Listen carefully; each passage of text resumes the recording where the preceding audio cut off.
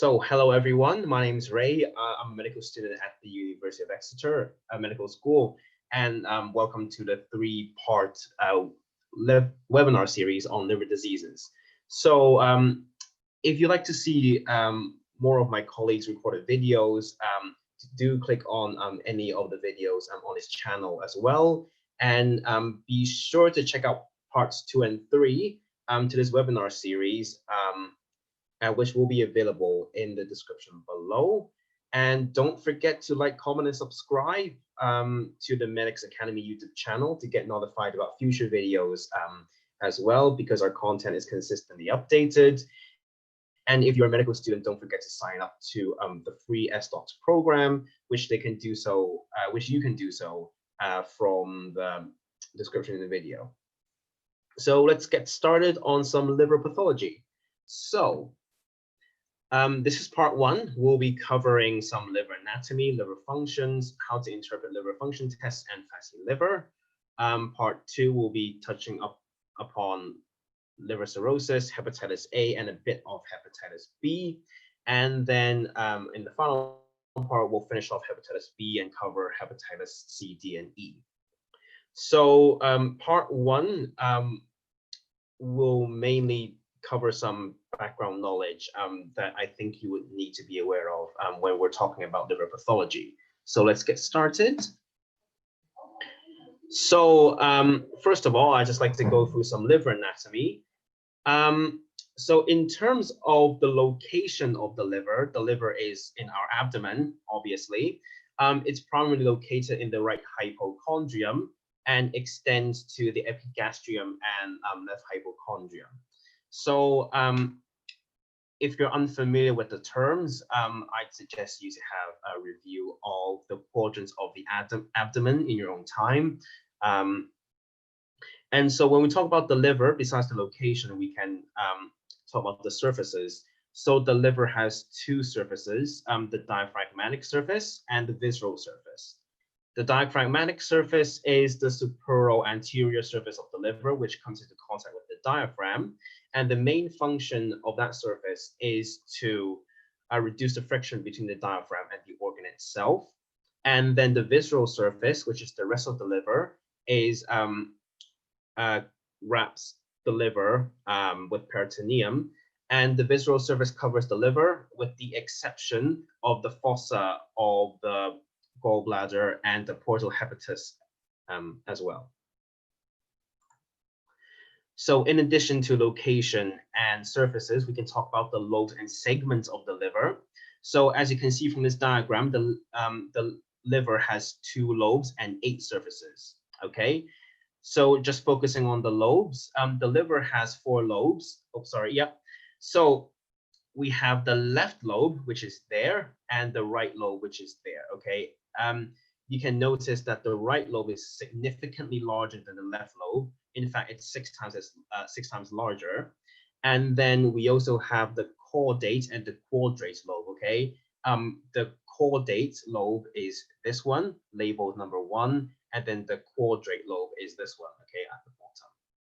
And both of these lobes are located at the posterior liver. And so in addition, we can divide the liver into 8 segments. So this diagram isn't actually accurate because we would usually use Roman numerals, okay, 1 to 8. So we have segments 1 to 8. So 1 is behind the liver, and then 2, 3, 4, 5, 6, 7, 8. So I'm aware that the positioning might not make much sense to you. I mean, if you look at it from in front, but if you look at the back, it makes much more sense. So 1, 2, 3, 4, 5, 6, 7, 8. And then in fact, segment 4 is divided into 2 parts, 4A and 4B. So 4A is on top, A for above, and then 4B is at the bottom, B for bottom or below, okay?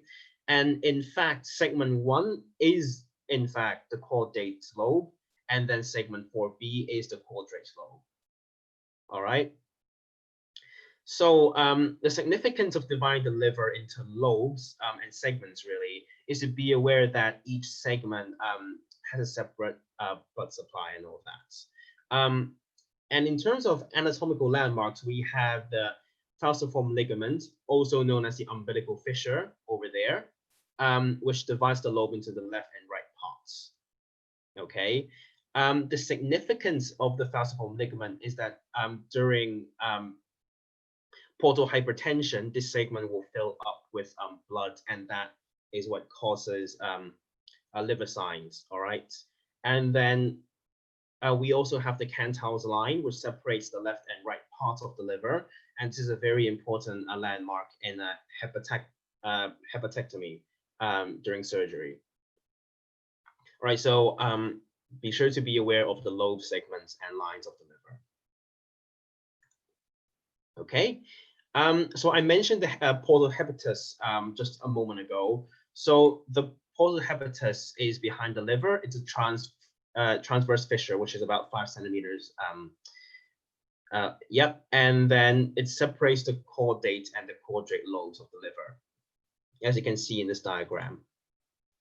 And it's a rather important anatomical landmark because it contains the common hepatic duct, hepatic artery proper, and the hepatic portal vein. Okay, so just pay attention to the hepatic portal vein because the hepatic portal vein is important in the digestive system. Okay, because everything from the lower third of the esophagus to the top third of the rectum drains into the hepatic portal vein, delivering the nutrients to the liver. So that's about the portal hepatis. And then we have the lobules and portal triad of the liver, which I think most of you would be familiar if you've done A-level or maybe GCSE biology. So lobules are actually functional units of the liver. The liver cells themselves are called hepatocytes, so hepato-liver site cell, but when they group together into these functional units, they're known as lobules. Okay, and I'm sure you've seen in your textbooks that the lobules are hexagonal in shape. Okay, but that's actually one of the few types we have. That's the classic hexagonal is, well, the classic type, and then we have the portal lobule, which is actually triangular in shape, and then the axonous type lobule, which is actually diamond in shape. Okay, so just to be aware of that. And then the portal triad, which consists of the hepatic artery proper, hepatic portal vein, and bile duct. Okay, as you can see, they are a part of the structural unit of the liver. Okay, so interestingly, some people might consider some lymph tissue, lymph vessels, and some other structures in the portal triad. This was because historically the portal triad was coined, this term, before discovery of lymph vessels and other structures.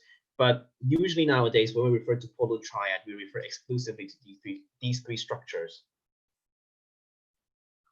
All right, so that's just about the anatomy I'd like to cover. And then I'd just like to go through some functions of the liver, which is rather important. So we can divide the functions of the liver into metabolic and storage. So in terms of metabolic, we have carbohydrates, so a glycogenolysis and gluconeogenesis. So make sure you know the difference between these terms. All right, and then lipids as well. Your liver synthesizes cholesterol as well, which is a very important function. All right, and lipogenesis, synthesizing fats, and lipolysis, okay, breaking down fats. For example, if you run out of carbohydrate storage, your liver breaks down fats and to ketones, okay, so that your body can use for energy. And then proteins as well. Your body synthesizes proteins, like for example, clotting factors, as well as other substances such as CRP and albumin as well. And then we have catabolism of proteins, so breaking down proteins. Your body can't store excess protein, so it's broken down in the liver as well. And the liver also removes drugs and toxins such as drugs and alcohol, as we're all familiar with. And of course, poisonous ammonia, which would cause hepatic encephalopathy if in excess. and then the activation of vitamin D as well. So a lot of you might be wondering, hang on, isn't vitamin D activated in the kidney? Well, actually, vitamin D is activated in the liver first, converted into calcidiol, which is then converted into calcitriol, which is the biologically active agent of vitamin D. So liver first, then the kidney. And then we have storage. Your body, your liver stores carbohydrates. In fact, I think it's about 100 grams of carbohydrates stored in your liver, which would last about 24 hours. And then some your fat soluble vitamins, so A, E, D, K, are stored in the liver, and iron as well. Okay, and so that's a brief overview of the functions of the liver. So this is important to bear in mind, because if you have liver failure or liver pathology, then a lot of these functions will be affected. All right, moving on. We're just going to touch upon how to interpret liver function tests. Okay, so this is important in your medical exams and your real life. So we have the liver enzymes, ALT, AST, ALP, and GGT, and then the bilirubin, albumin, and prothrombin. All right. So I put the normal values there, and then I'm just going to take you step by step how to interpret them. So the first step is to check the ALT. A high ALT is indicative of hepatocellular injury. Okay, so you might think of something like hepatitis going on if there's high ALT. And when you check the ALT, it's important to check the ALP as well. All right. So high ALP means cholestasis, which is impaired flow of bile duct. All right. Reduction of flow of bile. And just be aware that ALP isn't only present in the liver, it's also in the bone as well. Okay, so if you have isolated elevated ALP, you might be thinking of something bone related, like bone metastases. All right, next, just remember to have a brief look at GGT. So GGT is a tough one. Okay, so if you have an isolated elevated GGT, you might be thinking something like alcohol and drugs, like phenylketonuria. So remember to check GGT in the context of ALP. If ALP and GGT are both raised, then you might be thinking something like a bile duct obstruction. Next, we check the bilirubin. So I'm sure a lot of you have heard of jaundice. In fact, a patient won't always be jaundice if they have elevated bilirubin. This is because you would only be jaundice if your bilirubin is raised to about 60 micromoles per liter. But if you have elevated bilirubin, then something is going on.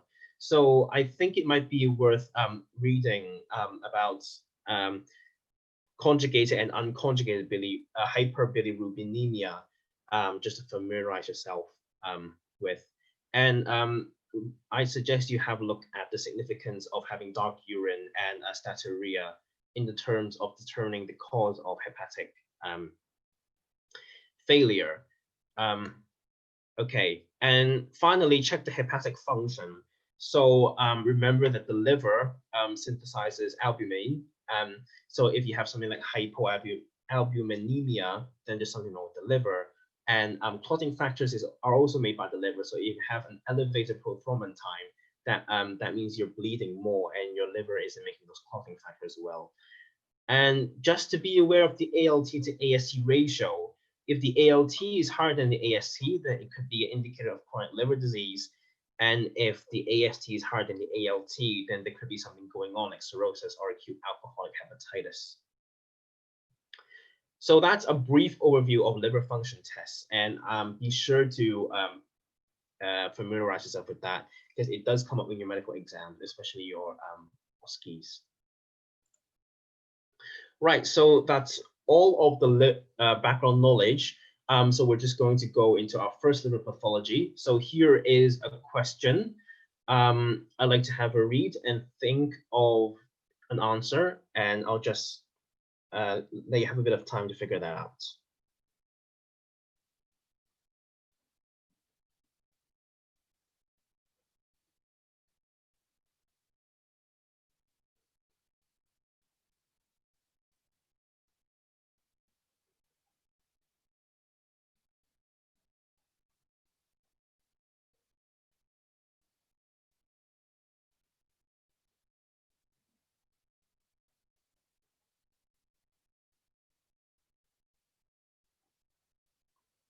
Okay, so so this question is asking for the most likely diagnosis, and I think most of you, most of you would narrow it down to either alcoholic or non-alcoholic fatty liver disease.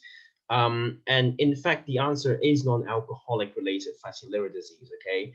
Now you might be wondering, why isn't it alcoholic? Because the question mentions she drinks 2 units of alcohol per night, but we'll get to that later. So the first pathology I'd like to cover is actually steatosis or fatty liver. So the definition is the abnormal accumulation of fat in the liver, and if untreated, it can lead to different liver pathology.